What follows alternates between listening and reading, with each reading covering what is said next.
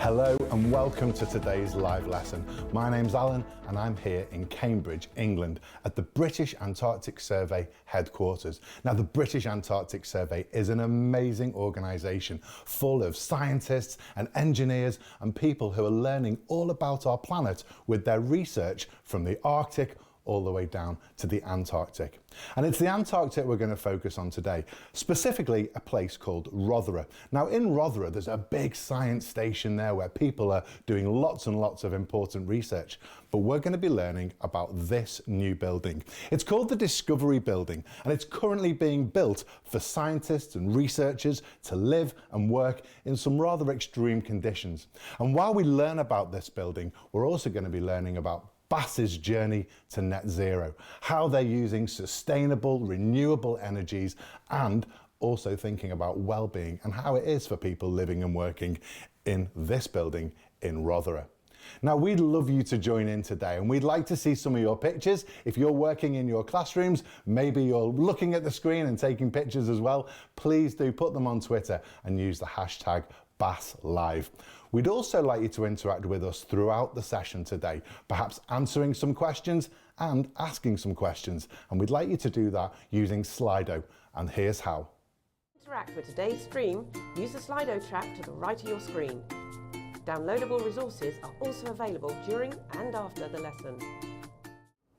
So there you go, now you know how to use Slido to interact with us during today's lesson. Now, this is an amazing facility here in Cambridge, and we've talked about some of the research centres in some rather extreme places around the world where the scientists and the engineers do their work, and it's those people that I'm really interested in.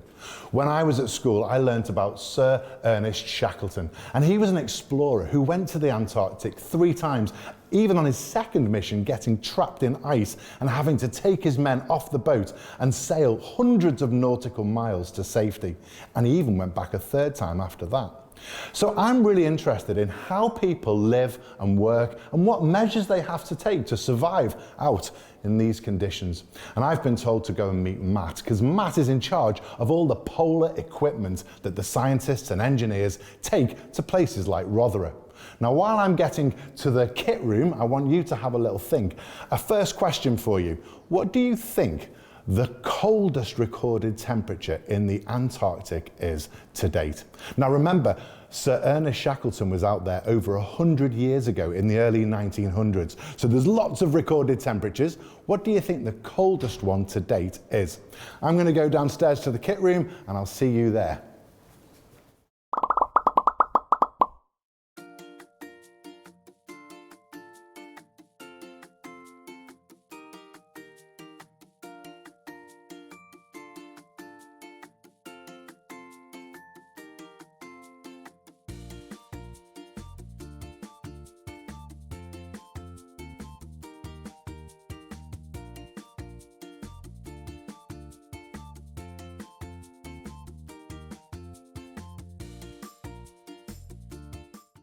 Well, here we are in the kit room, and before I asked you a question, which was, what is the coldest recorded temperature in the Antarctic? And I think the best person to answer that question is a specialist in how to keep warm in the Antarctic, and that's Matt here in the kit room. So Matt, can you tell us all what is the coldest recorded temperature ever in the Antarctic? Minus 89.2. Minus 89.2. So well done if you got that question right. Now, if it's that cold, Matt, there's clearly a lot of stuff I need to take, and that's your area of expertise, isn't it? It is indeed, yeah. That's why I help all the scientists and staff at BAS do, yeah. And they all take their equipment out, and I've spotted behind me already a ginormous bag. I thought it was a sleeping bag or a tent because it's huge. Look at that, I could get in there myself, it's massive. And this is where all this kit goes before it's sent out. All this kit will fit in that bag, I do promise. It takes a bit of squeeze, but we can get it in. I'll hold you there, we'll see. I'm going to put it out the way over here, and I'll load it as we, well, I'm sure you're better at loading it than me, but I'll give it a go. So all of this equipment has to go out to help keep the scientists and the researchers warm in those very, very cold conditions. So talk us through it and tell us a little bit about the materials that are used. Of Cool, yeah. So as you can see, this is your kit that you need to stay safe in Antarctica. And we use the layering system we do then. So you've got multiple layers and they trap air, and that's what keeps you really warm then. So we start with the base layers on the end here, then your mid layers, that's trapping air and keeping you warm.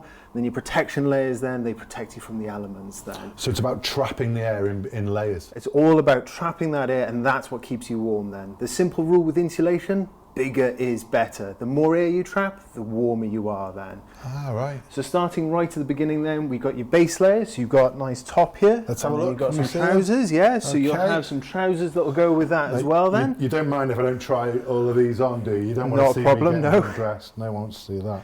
There we go. So these go next to the skin. The So primary this would be against my skin. Yeah, so this will Right. go next to the skin. The primary function of your base layer is to draw moisture away from the body and drive it into the atmosphere then.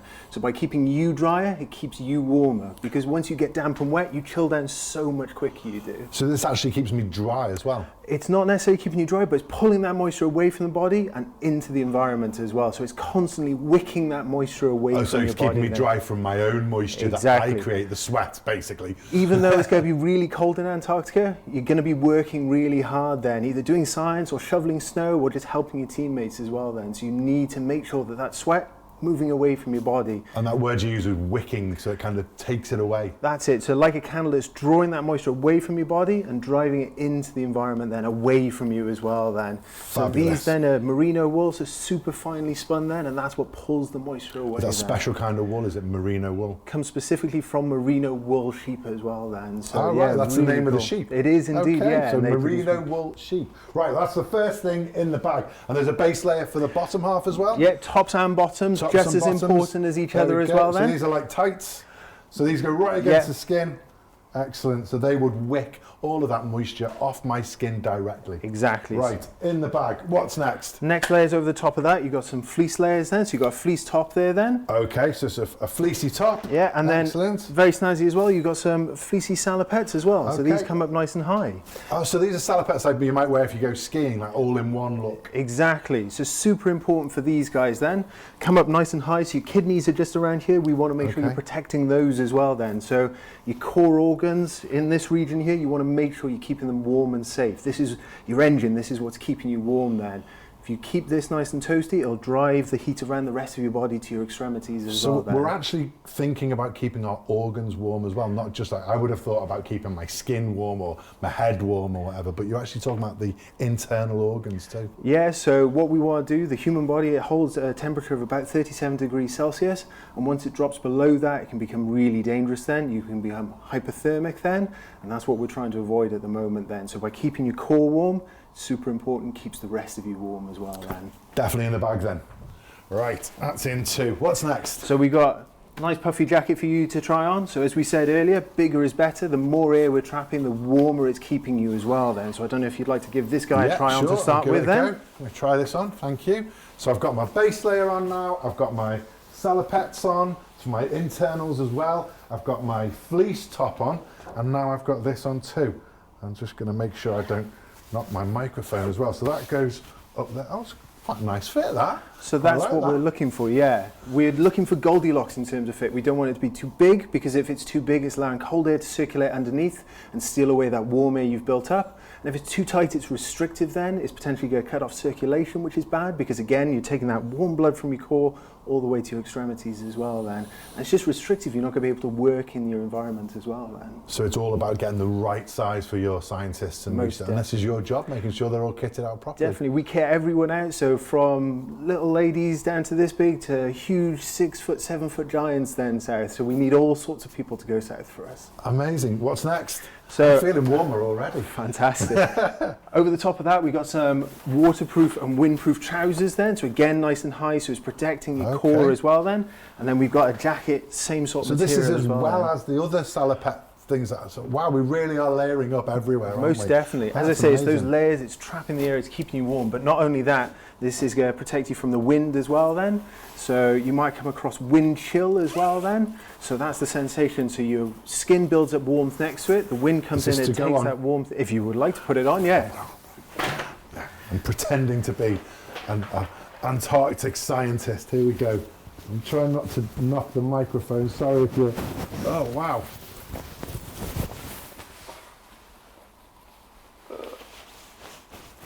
How's it looking? All right, you're looking proper now. Great. Okay. Fantastic. So this Another is layer. yeah, loads of layers. We're not Okay. done yet either. Okay. So this layer here is going to protect you from the wind it is then. So it'll stop the wind coming through, getting chilled as well, but it's also going to keep the water off as well, snow melt then. So again, like with the base layers, once you get wet then, you chill down so much quicker. So this is the first waterproof layer, is it? This is the first waterproof layer. Okay, so this is the sort of thing I could wear out in the elements and... Most definitely, yeah. Okay, got But it. the thing is, Antarctica is so cold most of the time, especially deep continent then. All the water's already frozen, so we don't need to worry quite so much about it being liquid then. Okay. It's all about keeping the wind off you more than anything as well. I hadn't then. thought of that, but I was thinking waterproofs, but obviously the water is already ice. Dual purpose, yeah, it's super Amazing. cool, isn't it? Okay, Yeah, so, right, what's next?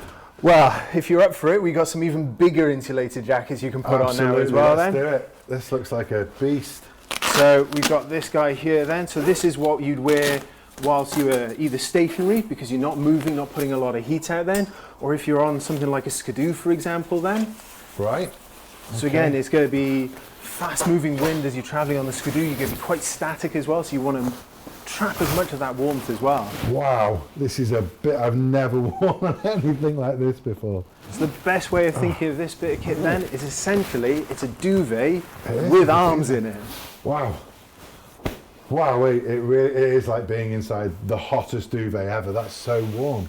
And what sort of insulation material are we talking about here? So we use down in this particular jacket, so from feathers of birds then, and then what it does is it traps the air again then. So they're fine spindly feathers they are then, that trap that air then. And as I said, insulation, bigger is better. Right. The more puffy you are, the warmer you're going to be then.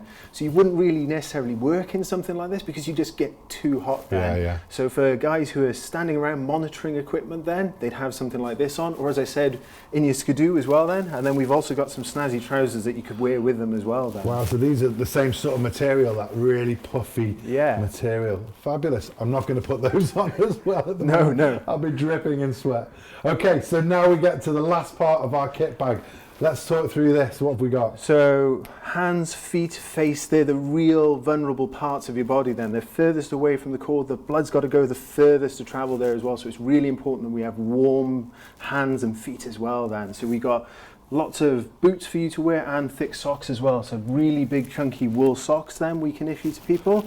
I can see already that they, if you can see on there, they're merino as well. So we've got that merino on there too. So dual purpose is pulling that moisture away and it's trapping air to keep you nice and warm there. Great.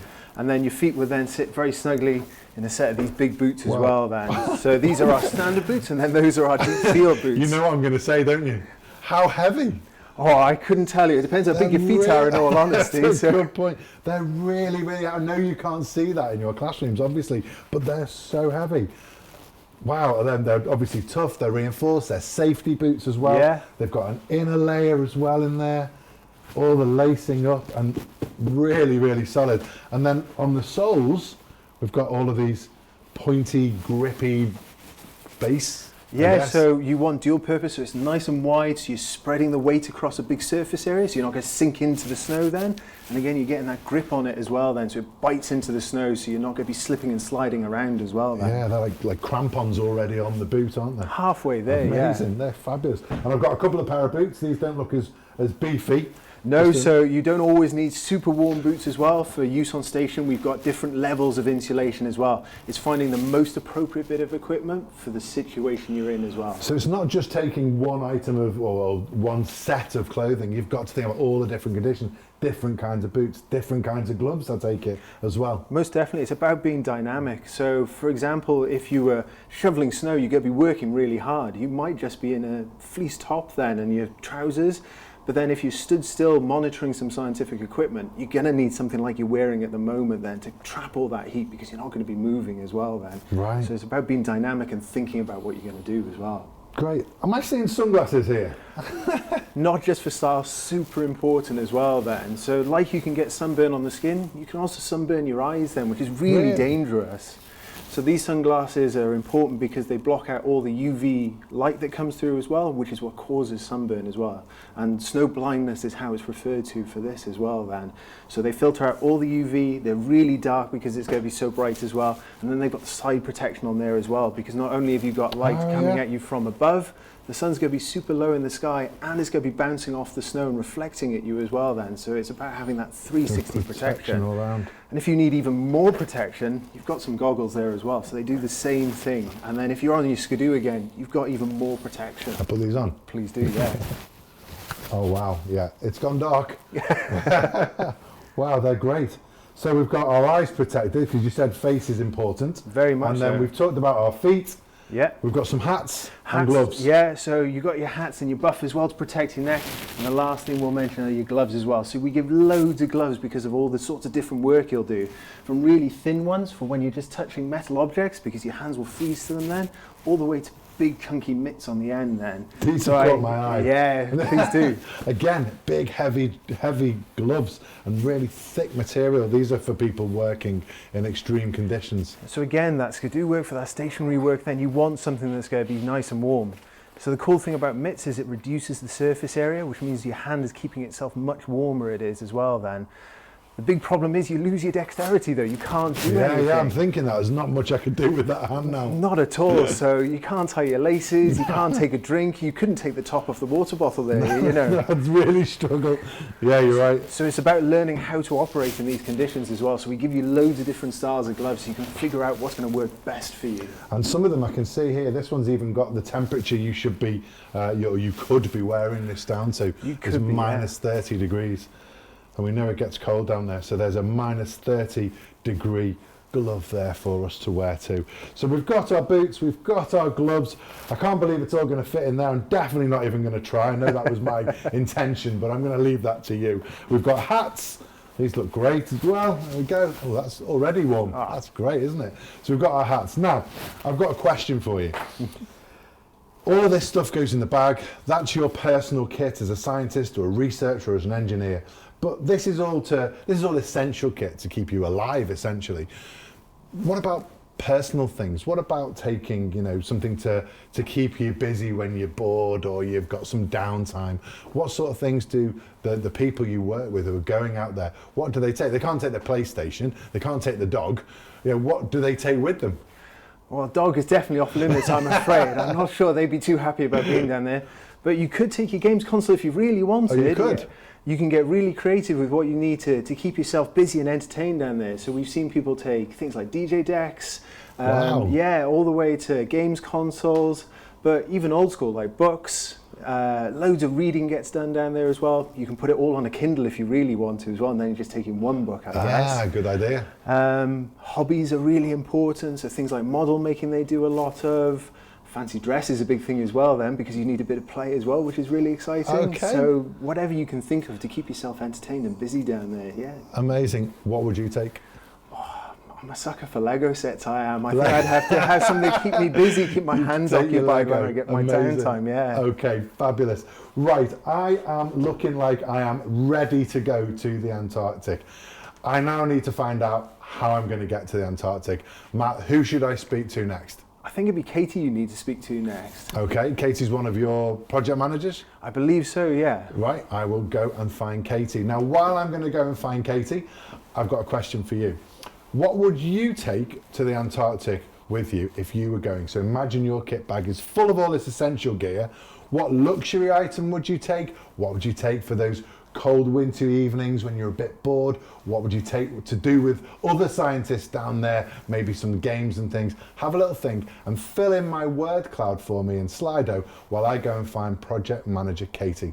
Thank you so much for today, Matt. I am dripping inside here. Perfect. Well, you'll be warm enough for when you get to Antarctica then. I will indeed. We'll see you with Katie in the mission room.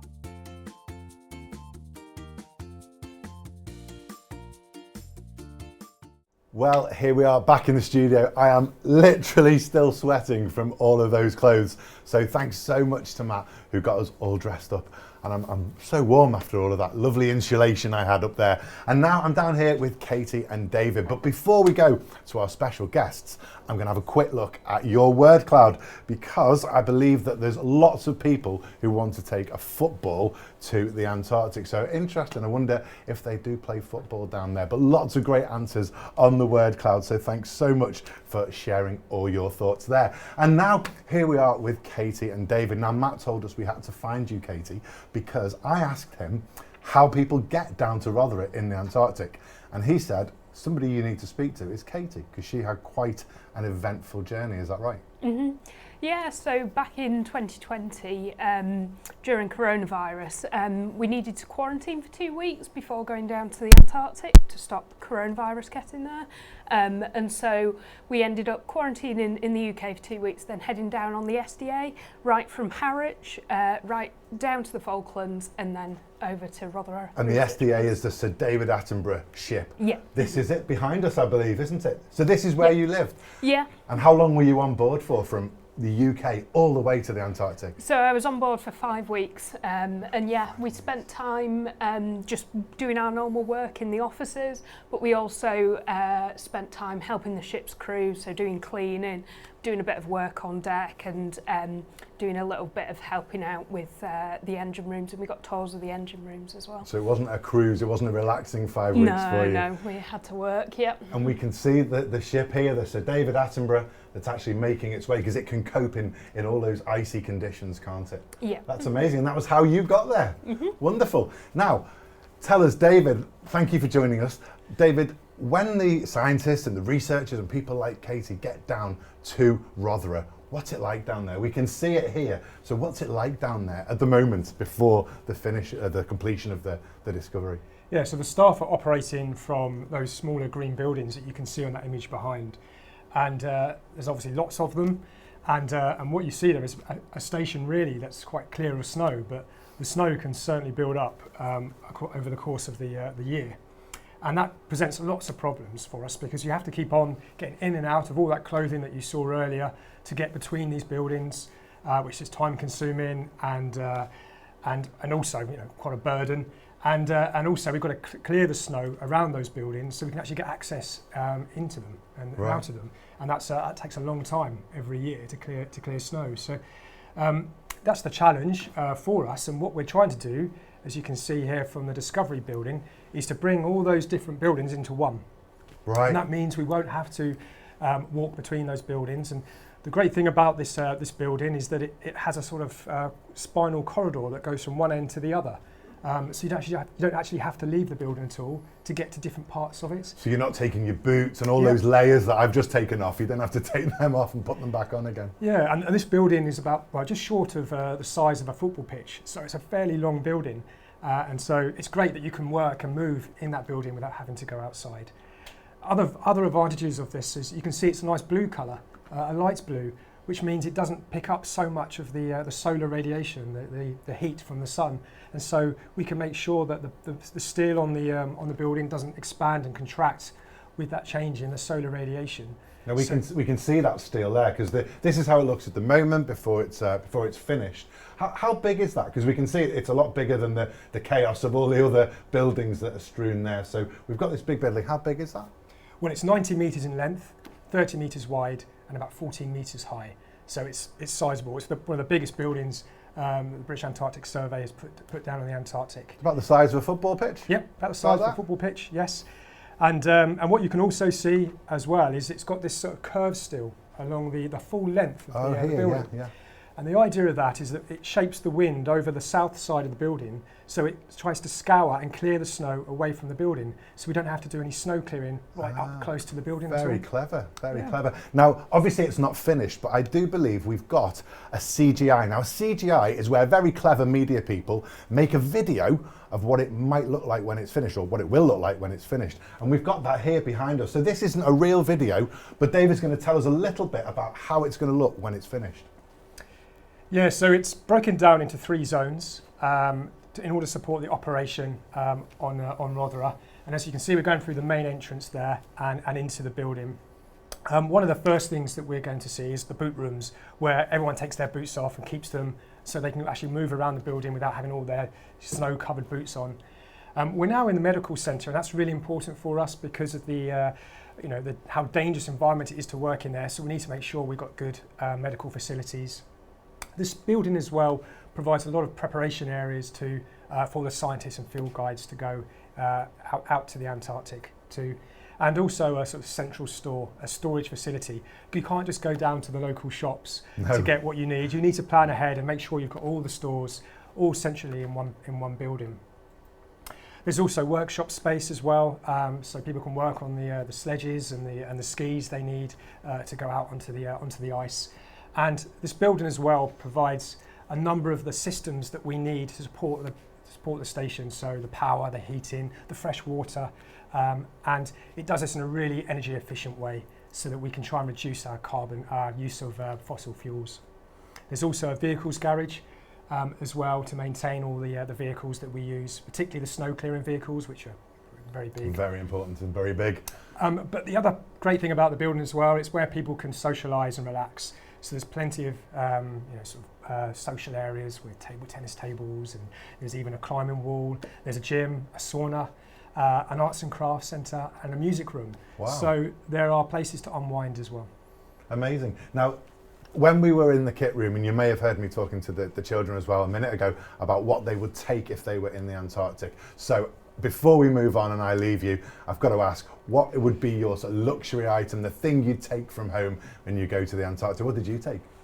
So I took some of my own snacks. So you get fed really well at the research stations, and you get like 4 meals a day, which is great. But it's always nice to have like your one favourite food to take down, or your few favourite foods. Oh, it'd just be like nice chocolate or like popcorn and crisps. So yeah. Mm-hmm. Excellent. Those little treats from home. What about yourself, David? I would take my own sunglasses, although you do get a pair. Yeah, I had some a minute ago. Yeah. With Matt. Yeah. But no, I got my pair, and they're really important because of the solar glare you get from the reflection of the sunlight from the snow. So having a good pair of sunglasses definitely helps. It means you can go up onto the mountains and go for nice walks and see the environment all around us. Wonderful. Well, you've talked about going off into the mountains, and that's where I'm going to go and find out a little bit more about how people get around in those snowy, icy conditions. And that's your next question. I'm going to ask you, what do you think the vehicles are that they use to get around the snowy, icy conditions in the Antarctic? Pop your answers in, and I'll see you in our next location.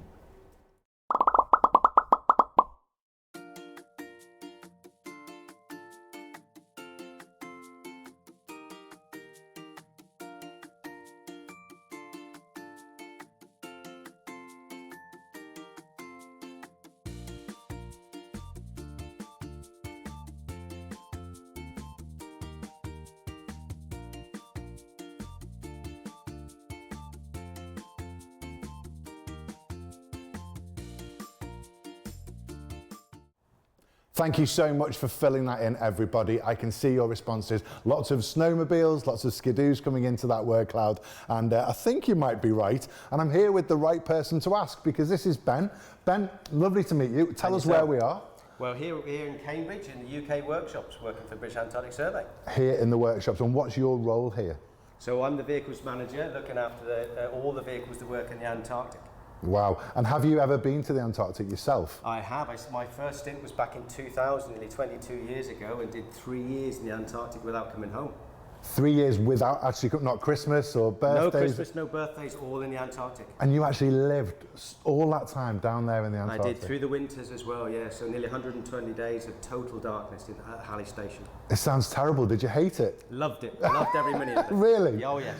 Would you go back? I would, yeah. Have you been back a lot since? Or? Yeah, well, I spent nearly 18 years of every single season post my winter in the Antarctic after that, yeah. Oh, so you're an expert. I love it. It's the best place. And tell us, when you're down there, obviously these are the vehicles that people are using to get around and do their job, whether they're scientists or researchers or staff down there. Can you tell us a little bit about these vehicles? So these are snowmobiles. We have about 80 snowmobiles in the Antarctic. That's 80, all looking after scientists working for projects in the Antarctic. Whether that be geology and science, ice and climate. So these are all the snowmobiles. We have Honda quad bikes and bigger and smaller snowmobiles work in the Antarctic for us. Now, I can see that it looks a little bit like a motorbike. It's got the single seat there, it's got the handlebars, the displays, but no wheels on this. So obviously, for the snow, we're talking skis at the front, was that right? We are indeed. So skis on the front of these traditionally, because we need to float over the top of the snow whilst we're driving over the snow. And then we have big rubber tracks on the back to give us traction to tow nearly 1 ton behind some of these snowmobiles whilst we're going along the Antarctic. Oh, they're used for towing as well? Towing as well, so we have to tow all of our safety equipment behind these. So when you're out in the field, you need to look after yourself. So your tents, your food will all go behind your snowmobile. I'd thought that these were just for getting people from A to B, but it's actually equipment for as well. Projects and equipment in the Amazing. Antarctic. And why is there a spade strapped to the side of this The one? spade is the most precious bit of kit. So if you break down in the middle of a snowstorm, you can dig yourself a hole in the snow and get yourself into a little ice igloo, and then that keeps you out of the weather and keeps you warm and keeps you safe. Oh, so it's not for if the skidoo gets stuck. This is for you to keep you safe and warm if you break down. Wow, amazing. And then obviously this is just a different kind of skidoo, and this one doesn't have any skis on it. This has the traditional wheels. So tell us a little bit about this one. Well, this one's brand new, just got delivered today. So this is brand spanking new, and this is going into a geology project on Seymour Island on the Antarctic Peninsula. And you can see it's on wheels, so this will be working predominantly on rock this season. Okay, so this isn't for the snow, and it's just arrived today. Just arrived today, so you could be the first one to sit on it. Should we be the first people to say, come with me, let's be the first group of people. You can do it virtually, I'll do it properly. Here we go, planting my bottom on your lovely new quad bike. And this is going on the Sir David Attenborough, the icebreaker. David Attenborough this season, yeah. Well, we've just been learning about how you get to the Antarctic, and we saw the Sir David Attenborough going through the ice, so that was amazing. And this is going to go on the Sir David Attenborough all the way down to the Antarctic. It is indeed. This will be loaded in September this year going into the Antarctic. And we are the first people to... I thought it was a bit shiny for a quad bike. So I've got a question for you. You don't have many garages down there to get your fuel. So how do these vehicles get their fuel? So all our fuel is loaded in the UK and will go in on the Sir David Attenborough and then get put into our stations, Rothera and Halley, with our ships. And then we deploy it from the station with our aircraft, our Twin Otters, and then we get to support these ones in the field. So they go in big drums into the field, and then we refuel from those drums with just a windy pump for the most part. So the fuel goes on the ship with the quad bike. It does indeed. Amazing. Yeah. And then it goes out from there to where it's needed. Now, the students, the children at home will know that obviously a lot of things are moving towards electric. We've got electric scooters, we've got electric bikes, we've got lots of electric cars. Are any of these electric? Is there such a thing as an electric skidoo? There are indeed. That's our next move. So all these in the coming years will turn into electric snowmobiles and electric quad bikes when we go into our renewable energy. And at that point, they'll be much, much quieter and much more environmentally friendly to use in the Antarctic. Amazing. Now, I know that BAS is really, really passionate about protecting the planet and has lots and lots of big strategies around renewable energy and sustainability. And you've got somebody who's in your workshop here. She's going to come over and join us. Come on in, Natalia. Hello, Natalia. Hi there. Hi, lovely to meet you. Can you tell us a little bit about your job and what BAS is doing to be more sustainable and look after our planet? Sure. So my name's Natalia. My job is Sustainability Manager for our Projects Office, which is in charge of building all the nice new shiny buildings down in Antarctica. And yeah, the reason that we're building down there is because we do want to make Rothera, which is our main station, as close to net zero emissions as possible. So we are putting in some really interesting renewable energy infrastructure down there, which is going to work with the Discovery building and its new energy efficient plant down there. And hopefully by 2040 we'll be a net zero organisation. And what exactly does that mean to someone who doesn't know perhaps what being a net zero organisation, what does that mean and why is that so important? So net zero means that we have basically tried to reduce our fossil fuel footprint as much as possible, preferably down to zero, but in Antarctica that's quite difficult, so there might be a little bit of fossil fuel usage left over, and we'll have done everything possible to make sure that we're not using fossil fuels. That's what net zero means. Okay, so you're doing your very best to use as little fossil fuel as possible to operate those stations in those places. So tell us, how are you doing that? Because that sounds pretty tricky. It is quite tricky. Down in Antarctica, what we have is a combination of sunlight for about 6 months of the year and lots of wind. And we don't have any power plants down there, so we have to get our energy, our renewable energy, from the wind and the sun for the most part. So we're thinking about putting wind turbines down there, some solar PV panels, and another technology called solar thermal as well, and using a combination of all of that to try and get our fossil fuel footprint down as much as possible. Okay, so it's the sort of things that we're used to seeing here back, not in the Antarctic, back where we have our schools and our homes with solar panels. Yeah. And we do see wind turbines, sometimes at sea, sometimes up on hills where they're catching the wind. But what you're trying to do is use a mix of all of those to be as efficient as possible. Yeah, because we can't rely on just one. So if we've only got sunlight for 6 months of the year, then we obviously need something when it's dark down in Antarctica, so that's when we'll rely more on other technologies like wind.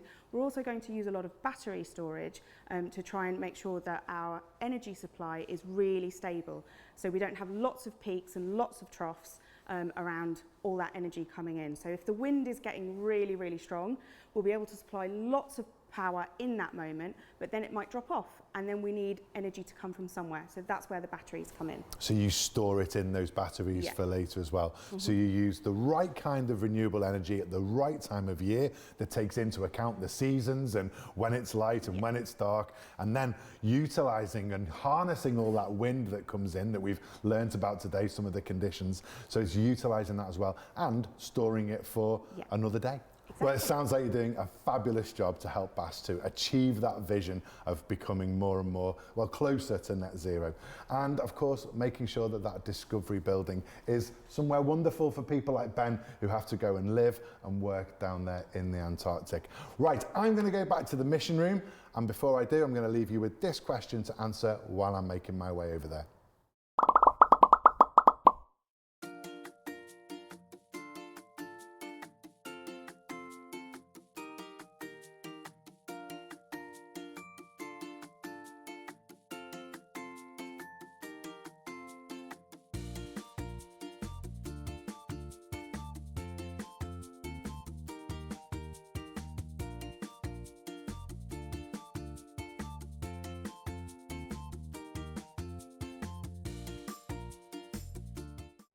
Okay, so this is the moment we have been really, really excited about bringing to you live.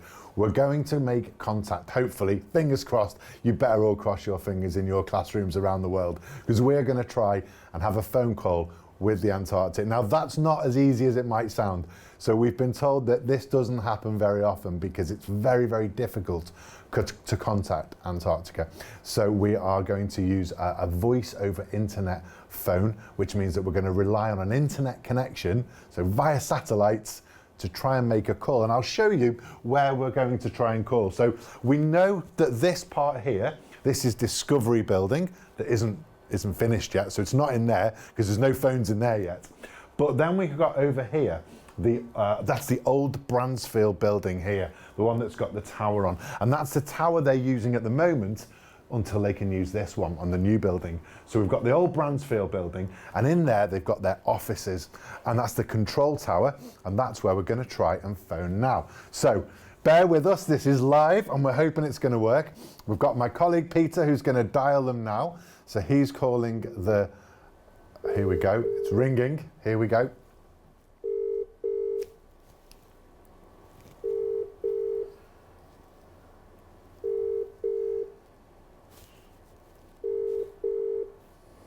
It's very tense in the studio here. Everybody's keeping... Hi, is that Chris? Hello, is that Chris? It is. Hi. It is. Hi, Chris. Thank you for taking our call. We're live with over 10,000 children from all over the world. So everybody is very, very happy that we've made connection. Nice to meet you. So first of all, thank you for joining us, and tell us, how long have you been out there? So I've only been here for a few weeks, but there are plenty of people on the station here who have been here for 6 months or more. Wow, we met Ben today, who was out there for 3 years without coming home, and he was telling us how wonderful it is out there. Are you enjoying yourself already? Very much so. This is my third time working in Rothera for British Antarctic Survey, and I wouldn't be coming back if I didn't enjoy it. Oh, amazing, amazing. What's your favourite thing about working out there? I think it's probably the people that you get to work with. People from all walks of life, many different professions. You've got doctors, you've got technicians, you've got climbing experts and Antarctic experts, you've got scientists. We still have plumbers and we still have electricians. We have people building buildings. We have healthcare and everything else. Amazing, absolutely amazing. Well, we're going to go to one of our star questions, actually, which is from Olivia Bell, and that's from Class 5 TUDIC in JCP, Jersey College Prep in Jersey. And her question is coming to you right now. What are you researching or working on in the Antarctic at the moment? Thank you for the question, Olivia. I hope you're doing well in Jersey. I am working on the Discovery Building, and that's one of the first and biggest steps in a bit of work to modernise the British Antarctic Survey facilities here in Antarctica. BAS has a very long history of exploration and providing valuable research to the international community through its various science campaigns over the years. And Rothera, where I am, is also known as the gateway to Antarctica on this side of the continent, because a lot of aircraft pass through every year. It's really important then that BAS has a robust facility for people to work, and that's beneficial for a lot of stakeholders around the world. That's fantastic. Oh, we've learned so much. And what you didn't realise, Chris, is that we're actually sat in front of a model of how the Discovery Building will look when it's finished. And we've also got a picture on display of the Discovery Building as it looks now. So that's it's brilliant to have heard so much about that. Another question from one of our viewers that's come in. It's from Nathan in Bromborough on the Wirral in the northwest of England. And his question is, what animals have you seen in the Antarctic? And as you've only been there a few weeks, I think we'll allow you to use all of your experience in the Antarctic to answer that question. Okay, so thanks. Is it Nathan? Nathan, yes, Nathan in Bromborough. Nathan in Bromborough. So the obvious one that everyone always asks about is penguins. And we have seen a lot of penguins. A lot of them come here, and then they molt and they shed their feathers. So you can see them going through different stages of their life. We also see a lot of seals. There's a few different types that we see here. Weddell seals, crab-eater seals, and occasionally we see leopard seals. So it's here every year. And they're sunbathing on the snow and on the rocks, which is interesting to see. We get a lot of other types of birds apart from penguins. We get skuas and cormorants. They're here, and a lot of them nest nearby. So we have to be very careful here in the station that we don't disturb their nesting site. And if we're really lucky, we get to see things like orca whales. And sometimes they swim around as a little family, and they're playing around on the ice and underneath it, and we get to see some of them as well. It sounds absolutely fantastic. It sounds like you're living in an incredible zoo out there. Wow, you're so lucky. I've got a question for you here, and I think it links back to a conversation that we had with Matt in the kit room earlier. And he was telling us that people take all different kinds of things to keep them entertained. Some people do model making, some people learn a new skill, some people take lots and lots of books. And I wondered, Chris, well, this question wonders what it is that you've taken to do in your leisure time in the Antarctic.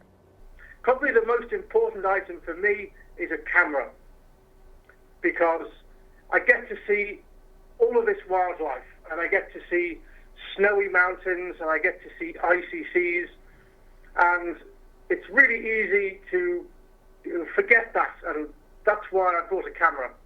And almost every day I'm out there and I take a few photos with my camera or with my phone so that I can remember the time and the people that I spent this time with. Okay, that's a great answer, a camera. I hadn't thought of that one, and it's not one that Matt mentioned earlier either, so that's great. Okay, I'm going to go to our last question because it's a really, really great question, especially as we've been learning all about the Discovery Building today. And we were learning about the different features of the Discovery Building, from saunas and gyms and climbing walls. And the question is, which feature in the Discovery Building is Chris most looking forward to when it's finished? Well, I will be definitely looking forward to going to the gym and using the sauna. It's really important to stay fit if you're going to come to a polar environment like Antarctica. We do a lot of training and we have to stay in good shape in order to continue our work here. Having said that, one of the other really important parts of the new Discovery Building is the hospital. We look after people as best we can, and we hope that we never have to use it. The new Discovery Building has a full hospital with a small ward, a doctor's office, and a pharmacy, so that if anybody does get injured or they get sick, they can be looked after by one of the doctors here on station. And that's a really important feature for everyone when they're out here. Wonderful. Thank you so much for your time today, Chris. I know you're very, very busy out there and we need to move on here in our live lesson too. But thank you so much for joining us on the phone. We managed to keep the connection so all the children in their classrooms can uncross their fingers now, because we were really hoping the connection would happen for us, and it has. So thank you, Chris. Enjoy the rest of your time in that wonderful environment out there and stay nice and warm and safe. Thank you, Alan. It's been good to talk to you. I hope you've learned something, and I hope it's been interesting. Wasn't that fantastic? Getting to speak to people who are actually out there in the Antarctic right now, live with your questions. That was amazing. And don't forget, if you've got some more questions, it's not too late to get them in for Ben and Natalia, who are going to be joining me here in the studio in a few minutes' time. But what a great day we've had here at the British Antarctic Survey headquarters in Cambridge, England. We've met amazing people as we have found out what it's like to live and work and even get to the Antarctic. We met Matt first of all, who got us all of our lovely warm kit so that we could survive in those very, very challenging temperatures and conditions. And then we met David and Katie, who told us all about how to get to the Antarctic and a little more about this incredible building, the Discovery Building, that's being built as we speak. And then we went to the engineering workshop where I got to sit on the brand new quad bike, and we met Ben and Natalia, who told us all about how people get around in the Antarctic, but also what BAS is doing to be more sustainable and use those important renewable energies like solar and wind. Then, of course, we've just had our amazing call with the people who are live right now in the Antarctic. What an amazing day, what amazing people we've met. Now, don't forget, we've got your chance to ask some more questions to Ben and Natalia, who are going to join me in the studio right after you've had one last chance to send those messages and questions in on Slido.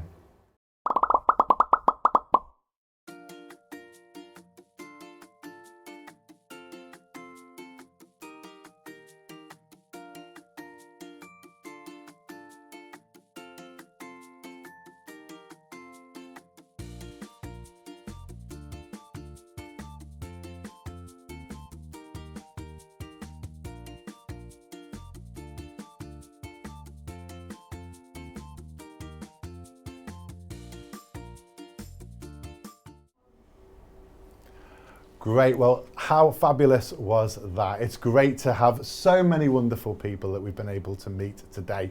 And I've been told off as well. This is the problem with doing things live. I've been told off by the crew here because I was so excited to meet Chris on the phone that I forgot to give you the answer before. So my fault. The question was, what is the world's largest source of renewable energy? And I think you lot need the answer actually, because 68 of you voted for solar. And actually the right answer was hydropower. and that only got 6 votes. So if you're one of those people that got 6 votes, congratulations to you. And I'm just going to do a few quick shout outs for a few schools as well from around the world. We've got Orchard C of E, hello to you. We've got Sevenoaks Primary, Bearwood Primary. We've got St David's Primary in Germany. We've got St Louis School in Italy. We've got the Westminster International School in the Sudan. We've got CFA homeschoolers from the Philippines. Welcome to you guys too. The Mossland School, and we've got Woolacombe School, who are actually studying Frozen Kingdoms at the moment. Wow. So that's perfect. What a great topic, Frozen Kingdoms. So sorry I can't say hi to everybody, but we are rapidly running out of time. I've been told off because I know we're over time. So if you're a teacher who thought this was going to end in 45 minutes, I do apologise, but I hope you can see that it's been worth it going over time today. So thank you very much to our special guest in the studio. I've got the questions that have been coming in throughout the lesson, and there's so many. There are so many we can't possibly go through them all. So I'm going to ask you for some quick fire answers. Okay? Have you ever made a snowman in Antarctica? That's from Harry Cliff. Hi Harry. Yes, definitely. Lots and lots of snowmen and snow angels as well. I think snow angels comes up as well. I've seen that one popping up a few times. Snowman? Yes, snow angel? snowman and igloos. Yeah, igloos? Yeah, no, it's an amazing place to dig snow and make snowmen. Okay, well, one of the questions was, do you live in an igloo? And I wasn't going to read that one out because I thought, well, we've answered that question already. I have. If you spend any time in the Antarctic, get a chance to make your own ice igloo, and you can and put lights in there. It's brilliant. And you showed us the spade. Yes, exactly. The spade. There we go. We know all about that. We learnt about that. Is it difficult to walk in all that clothing? So obviously we got the clothes off Matt. Is it difficult to walk in all that clothing? So for me, definitely. I think lots of clothing manufacturers, they make it for sort of big burly men who go out to the Antarctic, but actually all kinds of people go out to the Antarctic of any shape and size now. So when you're short, it's actually really difficult to move around with so many layers, but hopefully that is actually getting better now. They're changing their designs. Oh, well, that's good to hear. Taryn asks, how deep is the snow? I guess that changes? Changes pretty much every year, I'd say, yeah. So during the summertime, especially at Rothera, there's very little snow because we've moved it all. But during the wintertime, that can be 3, 4, 5 metres deep on station. 5 metres? And that's, quite hard to walk along, yeah. Wow, that's huge. I'm going to ask this question. Have you ever seen a polar bear? Not in the Antarctic, I'm afraid, because they're all in the Antarctic. So you have to go to the North Pole to see your polar bears. So there was quite a lot of questions came in about polar bears. Can you eat a polar bear? Have you ever been attacked by a polar bear? But not in the Antarctic, children, so don't worry. Have you had a snowball fight? Okay, have you ever been attacked by a penguin? Well, I was lucky enough to spend a winter down at Halley Station and got very close to the emperor penguins that stand about 1 metre high. And we're supposed to be like 5 metres away from them, but if you huddle down and kneel down in front of the penguins, they'll actually come up to you and start huddling around you and sort of like almost pretend to keep you warm at the same time. So attacked, no, but you'll be loved by them. Really, they're lovable characters. Oh, definitely. And you've been told to stay 5 metres away, but no one gave them the memo. They have no they have no predators on land, so you're just seen as a friend, not foe. So they're not scared at all? Yeah. How lovely is that, to be in an environment where these animals just don't feel threatened by us humans? That's beautiful.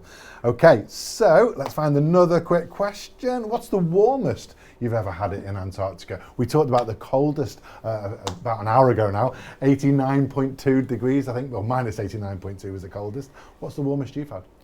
The warmest I've experienced is around 10 degrees, but I do know that there are parts of Antarctica, particularly because of climate change, that have seen temperatures rise to up to 18, 19 degrees.